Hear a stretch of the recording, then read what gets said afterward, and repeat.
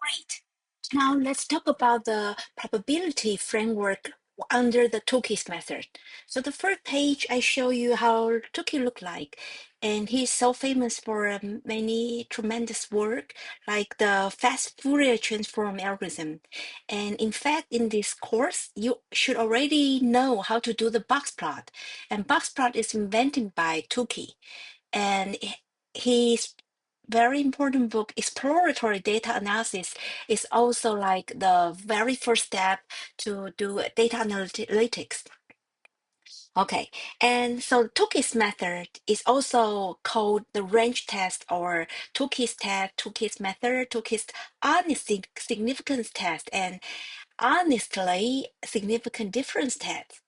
Okay, so all these names refer to the same method that we will introduce and in the following. And in my earlier video, we already show you how to implement that using the standard procedures. Okay, so now let us explain why we need the studentized range distribution when we are calculating the ruler here. So the null hypothesis here is actually a multiple comparisons because in the completely randomized design, the null hypothesis would like to check if all the population means from different treatment are the same. So in our notations, we have K treatment. Therefore, we write mu1 equals mu2 equals mu3 till equals to mu k.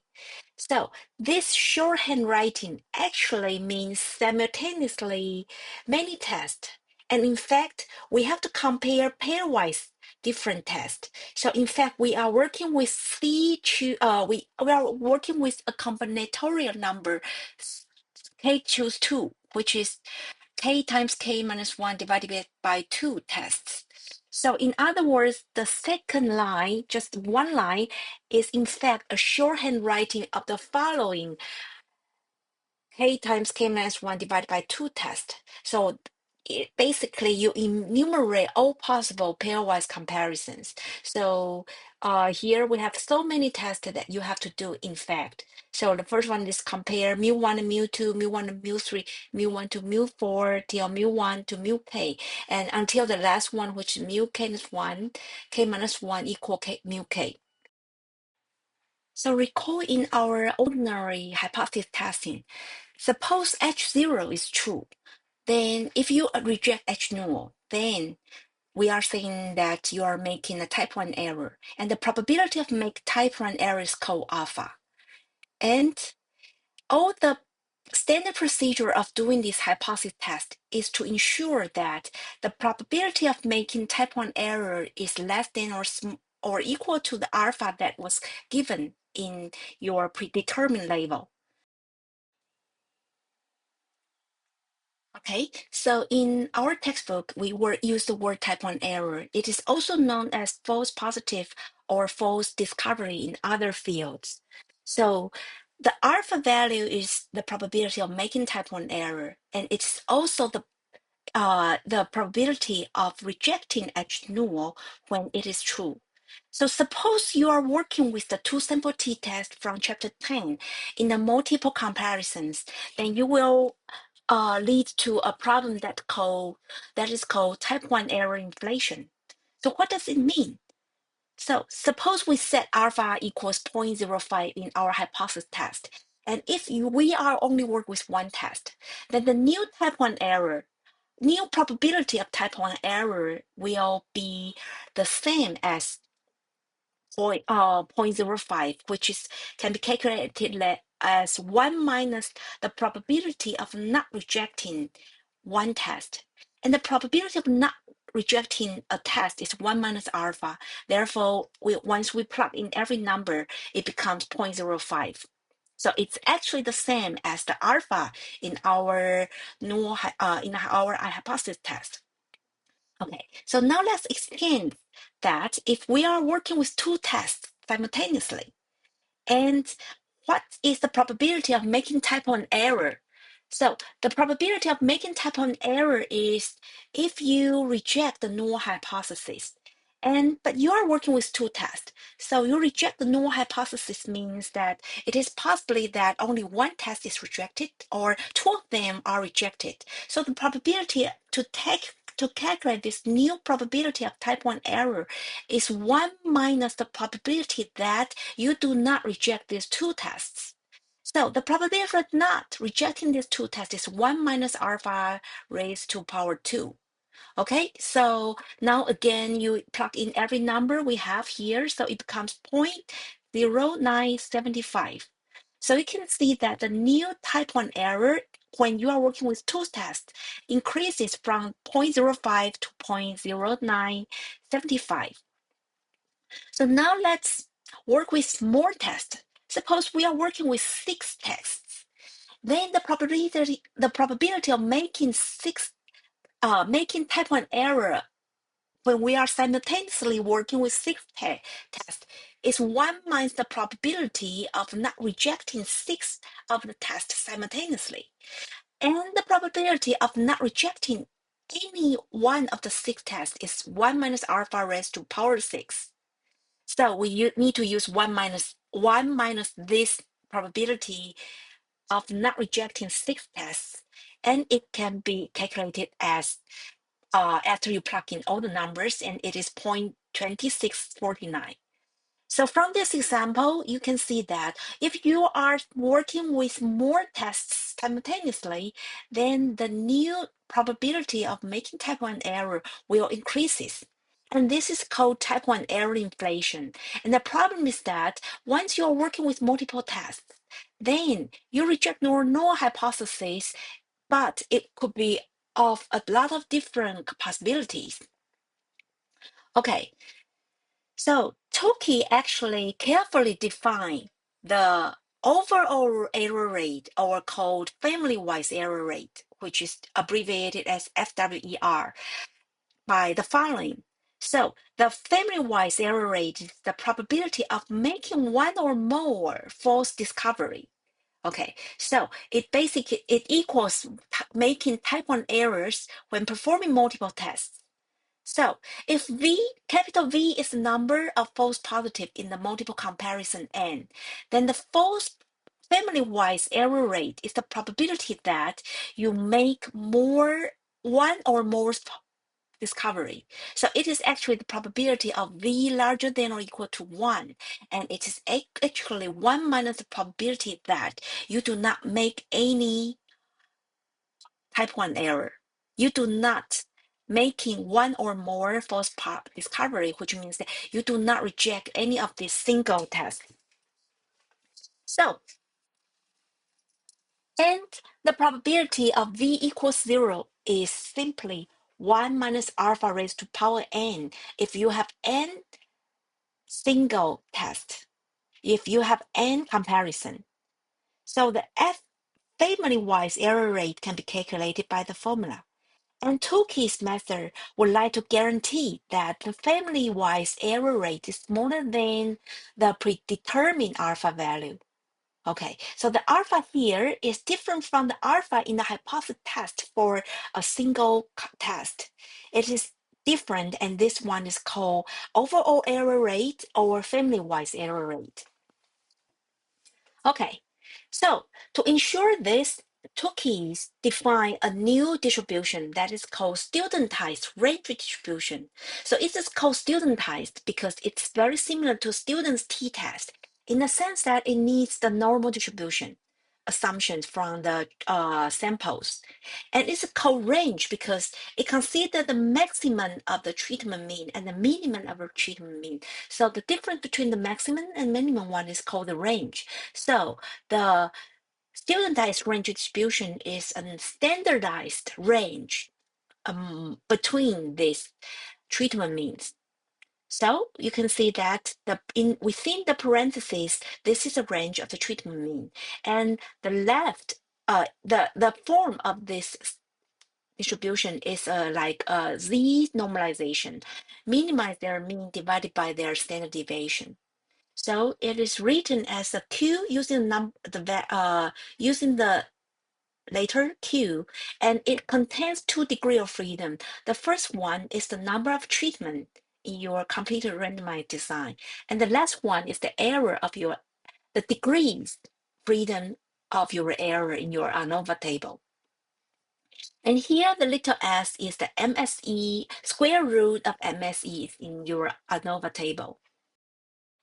So the interval estimate for the population, for the difference of population means is the following.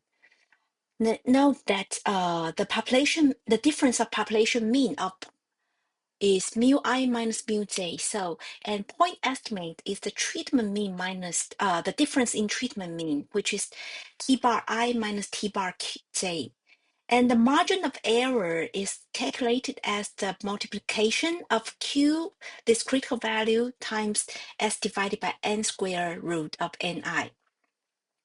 And this margin of error is denoted as omega in our notation. Okay, so once we have the interval estimate, we can use this interval estimate to answer whether mu I equals mu j. So if mu I equals mu j, then it means that mu I minus mu j equals 0. Therefore, to use the interval estimate to decide whether mu I equals mu j equals to ask whether this interval estimate containing 0 or not. So if the interval estimate for the difference in population means contains 0, then it means that the difference of populations is 0, which means that the population means are the same. On the other hand, if the interval estimate for the difference in population means does not contain 0, then it means that different population means are different. And this means the population means are different. Okay, so you can work with the interval estimate for all pairwise difference in population means, or using the following simplified procedures. So to introduce our simplified procedures, let's look at the logic more detail. So let's consider if the interval estimate of difference of population means contains 0, then we further split into two cases. The first case is that the difference in treatment means is larger than 0, and the second one is the difference in treatment means is smaller than 0. So there are only these two cases, okay? And so if it is of case 1, that is the treatment mean difference is larger than 0, then it means that if this interval covers me 0, then its left endpoint will be smaller than 0, as what I see, as what I draw in this upper panel of the left one, the left figure. So the treatment mean I minus treatment mean j is larger than 0. So I had the 0 here, and its left endpoint is smaller than 0, which means that t bar I minus t bar j minus the omega has to be smaller than 0. Then this means that t bar I minus t bar j has to be smaller than omega. Okay. So for the right endpoint, there does not provide much information because the right endpoint is t bar I minus t bar j plus omega, but t bar I minus t bar j has been positive, and positive plus some other positive omega, which is margin error, of course it's positive. So this right endpoint does not provide any information. So similarly, if now let's switch to case 2. If the treatment mean difference is smaller than 0, then in our notation, the t bar I minus t bar j is smaller than 0. So in our plot, it would be of case 2, where the t bar I minus tj2 is smaller than 0. Then the information from the left endpoint remains did not provide any information because t bar I minus t bar j minus omega is always smaller than 0. But in order to make this interval containing 0, we need its right endpoint of this interval estimate be positive. So T bar I minus T bar j plus omega has to be positive. And this says that this equals T bar j minus T bar I is smaller than omega. So if you would like to compare these two inequality, you will find that the difference between the treatment mean has to be smaller than omega. And if you just want to see one equation to summarize all these two cases, then you can use an absolute value to embrace this difference of treatment mean. So both cases can be rewritten as absolute value of T bar I minus T bar j is smaller than omega. Okay, so this is the case if the interval estimate of the treatment mean difference is containing zero, then this is equivalent to say that the difference between the treatment mean is smaller than omega. And if the treatment mean, if the interval estimate of the population mean does not cover zero, what does it mean? So again, we will also consider two cases. The first case is T bar I is larger than T bar J, and the second one is T bar I is smaller than T bar J. So let's consider these two cases and we plot it again in the left figure. So if T bar I is larger than T bar J, then the value has to be in the right, has to be right to the origin value, 0. And if it's larger than 0, if T bar I minus T bar j is larger than 0, and the interval estimate for the population mean does not cover 0, then it means that the left endpoint has to be larger than 0, which means T bar I minus T bar j minus omega has to be larger than 0. And this is equivalent to say that T bar I minus T bar j is larger than 0. In the second case, T bar I minus T bar j is smaller than 0, then this, if it does not, if the interval estimate for mu I minus mu j does not cover 0, then it means that the right endpoint of this interval estimate, which is T bar I minus T bar j plus omega, has to be smaller than 0. And this is equivalent to say that T bar j minus T bar I is larger than omega.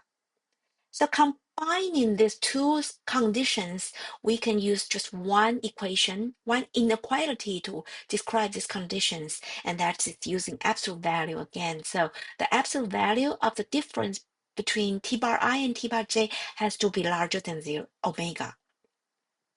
Okay, so this analysis actually gives you a simple implementation step by saying that you don't have to calculate the interval estimate for the difference in population means.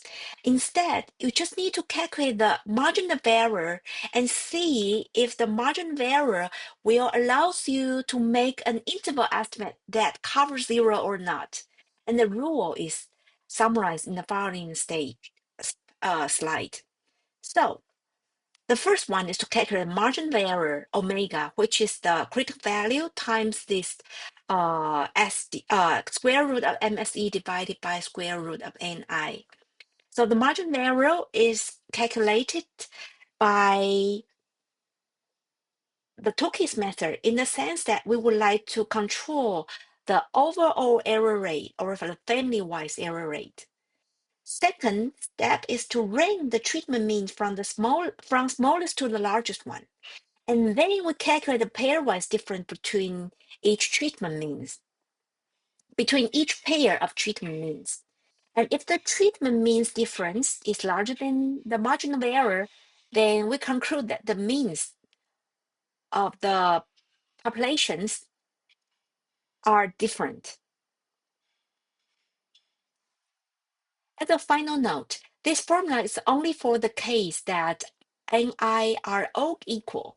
And if in your example N are equal, then you need to modify Tukey's method. And this is beyond the scope of the textbook. So I will ignore this one at the moment.